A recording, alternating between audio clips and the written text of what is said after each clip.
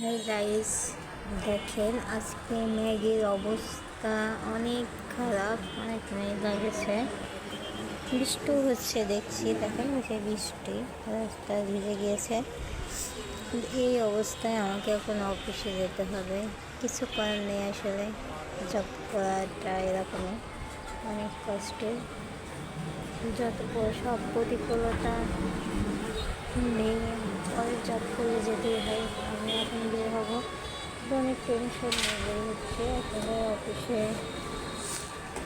বৃষ্টির মধ্যে কী করবো, মাঝখানে ঝড় আসলে আমি ভয় পাই। ঝড় আসলে আসলে কী করবো বুঝতে পারছি না, তবু যাচ্ছি।